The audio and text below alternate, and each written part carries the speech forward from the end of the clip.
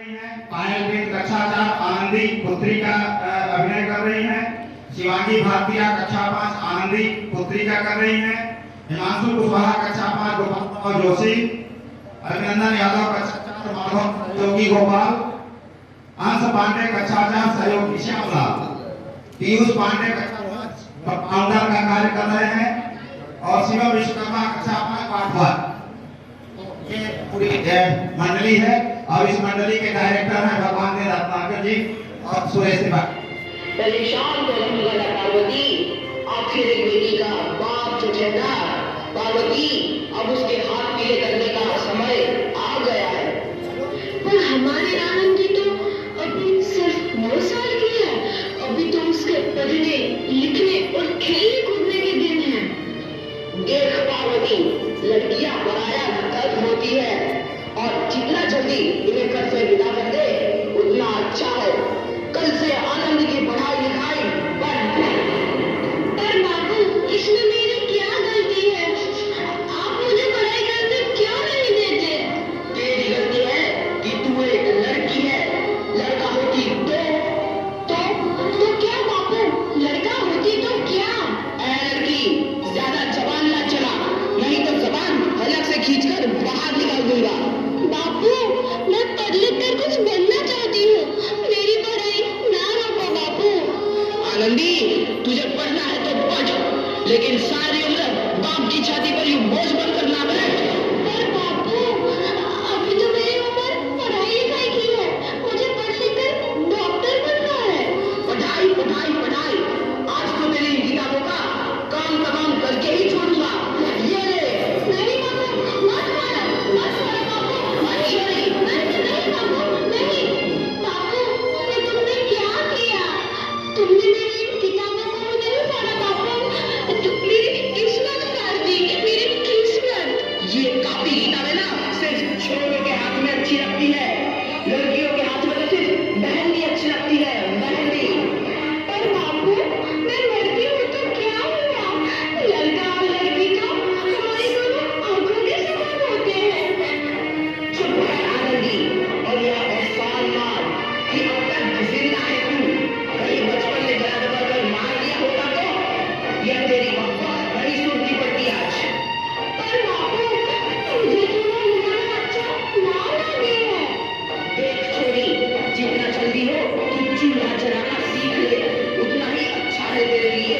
और हाँ, तेरा ब्याह तो होगा, वो भी कल के कल। अपना जीवन है तुम्हारी यही कहानी। आंचल में है दूध और आंखों में है पानी।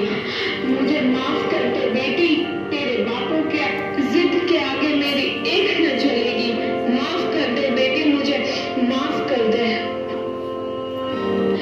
इस प्रकार मात्र 9 वर्ष की छोटी उम्र में आनंदी का विवाह गोपाल राव जोशी से हो गया।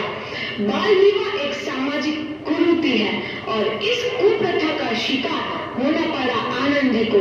5 वर्ष बाद आनंदी 14 साल की हो गई है। उसके घर एक शिशु ने जन्म लिया है। देखते हैं आगे क्या हुआ। देखिए ना, इसे क्या हो गया है? इसका माथा तो अंगार की तरह कप रहा है। इसे तो बहुत तेज बुखार है। आप बिना कुछ भी बोलते हैं। दीजिए मुझे। माधव, माधव, जल्दी से वैद्य जी को बुला के लाओ। जी, अभी बुला के लाता हूँ। ये तुम क्या कर रही हो आनंदी? भगवान की विभूति लगा रही हूँ। बस करो आनंदी, ये सब अंधविश्वास है। अरे आप यकीन तो कीजिए, भगवान की कृपा से इसका माथा ठंडा हो रहा है और बुखार भी उतर गया है ना बाबू? देखिए, दीजिए मुझे। उठो बाबू, आंखें खोलो। तुम्हें तुम्हारी माँ बुला रही है। आंखें खोलो, देखिए ना इसे क्या हो गया है। आंखें भी नहीं खोल रहा। आंखें खोलो बेटा। आप चुप क्यों है? आंखें खोलो बेटा, आंखें खोलो। आनंदी, हमारा बेटा कभी आंखें नहीं खोलेगा। नहीं, ऐसा नहीं हो सकता। मेरे बेटे को मुझसे कोई नहीं छीन सकता, कोई नहीं छीन सकता। पागल मत बनो आनंदी। माधव, माधव।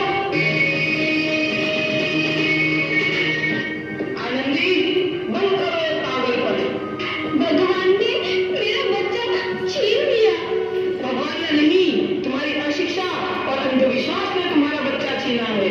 अगर तुम पढ़ी लिखी होती तो आज हमारा शिशु जीवित होता। तुम अनपढ़ थे आनंदी, अनपढ़। नहीं, अब मैं अनपढ़ नहीं रहूंगी, नहीं रहूंगी मैं अनपढ़। मैं पढ़ूंगी ताकि कल किसी और आनंदी को इलाज के अभाव में अपना बच्चा ना खोना पड़े। शाबाश आनंदी, और यही तुम्हारे अपराध के लिए प्रायश्चित भी है।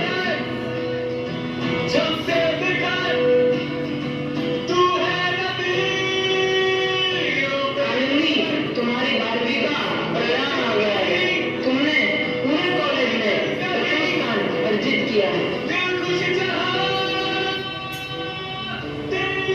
आनंदी, तुम्हारी मेहनत रंग लाई है। तुम्हें शिक्षा वृत्ति मिली है।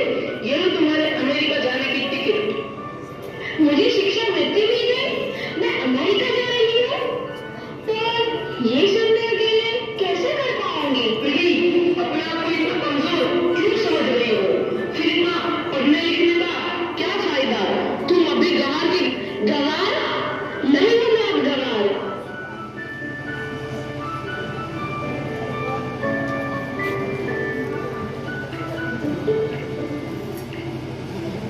तो इस प्रकार 7 अप्रैल 1883 को आनंदी अमेरिका के पेंसिल्वेनिया के लिए रवाना हुई और 3 साल बाद उन्होंने डॉक्टर ऑफ मेडिसिन की उपाधि प्राप्त कर ली। इधर आनंदी के पिता की तबीयत बहुत खराब है। आगे क्या होता है देखते हैं। लगता है अब मेरे जाने का समय आ चुका है और मैं नहीं बचूंगा। ऐसा मत बोलो। शहर के सिटी हॉस्पिटल में अमेरिका से डिग्री लेकर कोई बड़ा डॉक्टर आया है। एक बार वहाँ चलकर दिखा लेते हैं।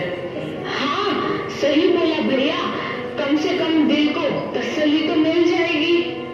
हाँ, चलो चलो जल्दी हॉस्पिटल चलते हैं।